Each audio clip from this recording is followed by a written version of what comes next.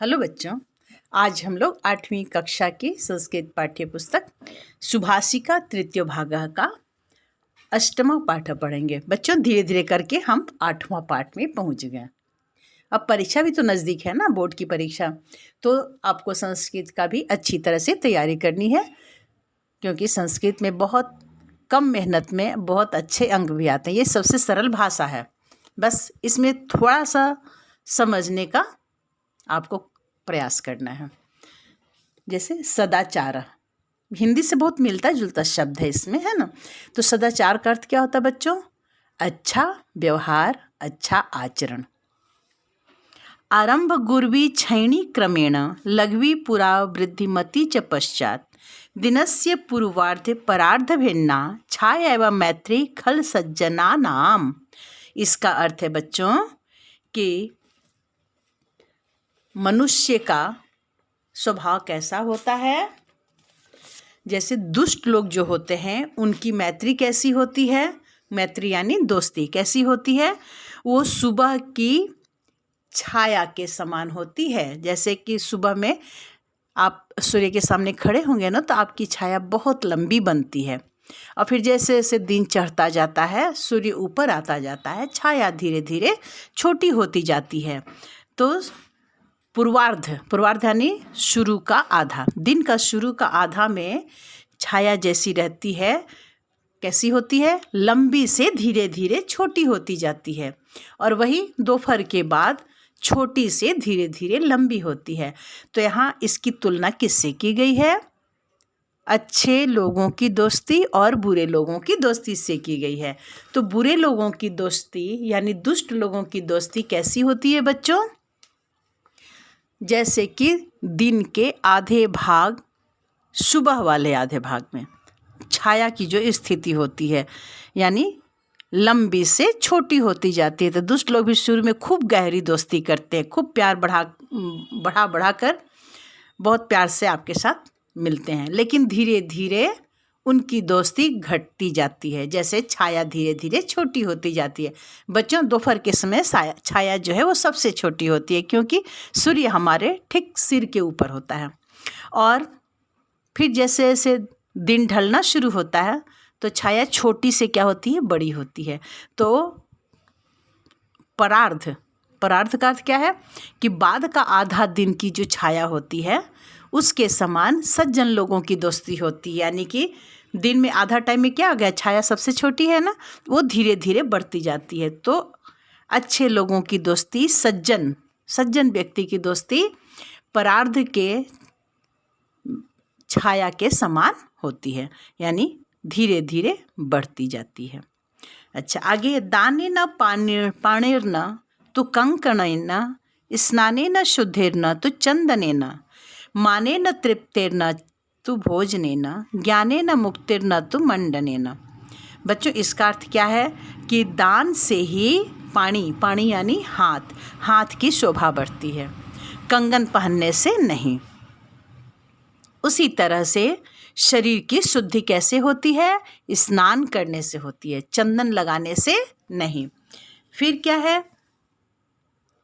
कि मान यानी सम्मान देने से तृप्ति होती है, संतुष्टि होती है, भोजन करने से नहीं। और ज्ञानेन यानी ज्ञान से क्या होता है बच्चों? कि ज्ञान से ही मुक्ति मिलती है, मुक्ति न तो मंडनेन।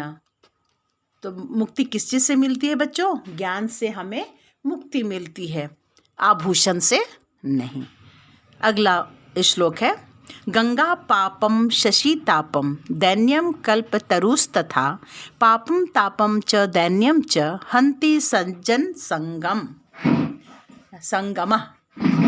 इसका अर्थ है कि गंगा जो है वो पाप को हरती है। ऐसा मानते हैं ना, आप लोग भी सुने ही होंगे कि गंगा पाप धोती है। तो सही बात है, गंगा पाप को धोती है, और शशि ताप को कम करता है। शशि यानी चंद्रमा शीतलता प्रदान करता है। शीतलता प्रदान करेगा तो क्या होगा? ताप अपने आप कम हो जाएगा, है ना। तो ताप को कौन कम करता है? चंद्रमा। और दैन्यम कल्पतरुस्तथा, और गरीबी को, दरिद्रता को कल्पतरु दूर करता है। तो फिर से एक बार सुनिए इसको बच्चों। गंगा पाप को दूर करती है या पाप का नाश करती है। शशि ताप का नाश करता है यानी चंद्रमा ताप का नाश करता है। और कल्पतरु दरिद्रता को मिटाता है, दरिद्रता का नाश करता है। और लेकिन क्या है कि सज्जन का व्यक्ति जो होता है, जो सज्जन की संगति जो होती है, वो पाप, ताप और दरिद्रता तीनों को हंती यानी मारता है। यानी तीनों को नष्ट कौन कर देता है? सज्जन व्यक्ति की संगति। इसलिए सज्जन व्यक्ति से दोस्ती करनी चाहिए, यानी अच्छे व्यक्तियों के साथ ही दोस्ती करनी चाहिए। अगला है मनसा चिंतितम कार्यम वाचा नैव प्रकाशयेत मंत्रवद रक्षयेत गूढ़म कार्ये चापि नियोजयेत। इसका अर्थ है बच्चों कि मन में सोचे हुए कार्य को वाचा यानी बोली से प्रकट नहीं करना चाहिए। प्रकाशित यानी प्रकाशित नहीं करना चाहिए, बताना किसी को नहीं चाहिए। क्या करना चाहिए हमें? बल्कि किसी को बताने से अच्छा है कि गुप्त मंत्र को जैसे आदमी पढ़ता है ना, उसी तरह से इसकी गुप्त मंत्र की तरह रक्षा करते हुए और अपने कार्य को अच्छी तरह से पूरा करके कार्य को ही बदल देना चाहिए। अभिवादनशीलस्य नित्यं वृद्धोपसेविनः चत्वारि तस्य वर्धन्ते आयुर्विद्या यशोबलम। बच्चों इसका अर्थ है अभिवादन। अभिवादन मतलब क्या होता है? किसी को नमस्कार करना, प्रणाम करना, है ना, तो उसको कहते हैं अभिवादन, है ना। और शील, शील मतलब नम्रता। नित्यम यानी रोज। वृद्धोपसेविना, वृद्धों की सेवा करनी। तो जो व्यक्ति अभिवादनशील होता है और रोज़ बूढ़ों की सेवा करता है, उसकी 4 चीज़ों की वृद्धि होती है। कौन सी 4 चीज़ें हैं वो? चत्वारी, चत्वारी यानी 4, तस्य यानी उसके, वर्धन्ते यानी उसकी 4 चीज़ें बढ़ती हैं। कौन कौन सी? आयु, देखो आयुर्विद्या है ना, तो यहाँ पे संधि किया हुआ है। आयु जोर विद्या, तो विसर्ग जो है वो र में बदल जाता है। तो आयु, विद्या, यश और बलम। आयु, विद्या, यश और बल। लेकिन जब हम इसको संधि किए तो क्या हो गया? आयुर्विद्या यशो बलम। तो रोज बूढ़ों की सेवा करना और अभिवादन और शील से युक्त व्यक्ति, उसकी क्या चीज़ें बढ़ती हैं? उनकी 4 चीज़ों की हमेशा वृद्धि होती है। यानी उसकी आयु बढ़ती है, वो दीर्घायु होता है, उसको विद्या बहुत मिलती है, उसका यश बढ़ता है यानी नाम, यश, गुण उसका चारों तरफ फैल जाता है, और बल की भी प्राप्ति होती है। अच्छा आगे बच्चों, संसार कटु वृक्षस्य द्वे फले ह्यमृतोपमे शुभाषितरसा स्वादः संगति सुजने जने।